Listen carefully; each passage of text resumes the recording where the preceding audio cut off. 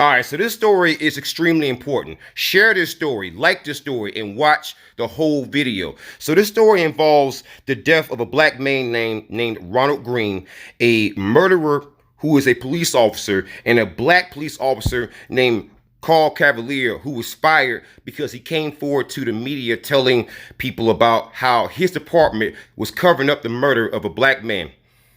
You must know about this story. If you don't know about any other police corruption story this year, you must know about this story.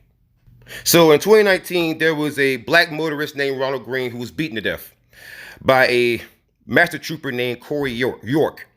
And a judge has ruled that somehow the Louisiana State Police was largely within its rights in keeping hidden most of the personnel files of that state trooper.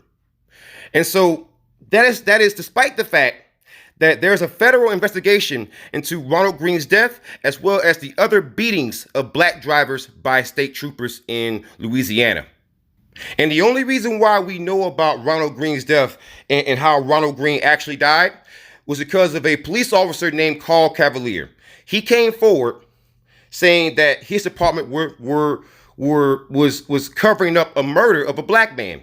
And so as a fellow black man, he felt the need to come forward about it because he thought that it wasn't right that Ronald Green's family was essentially being lied to, and that lies were being fed to the media. And Carl Cavalier was so sure that his department was covering up a murder that he went on a local TV outlet saying that his department was involved in a cover-up of the death of Ronald Green.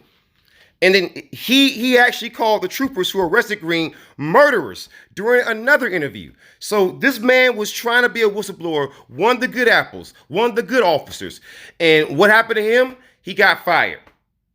He got canceled because he was a good officer. So heed the story of Carl Cavalier and heed the story of Ronald Green, because Carl Cavalier tried to be a good officer, and you see what happened to him, right?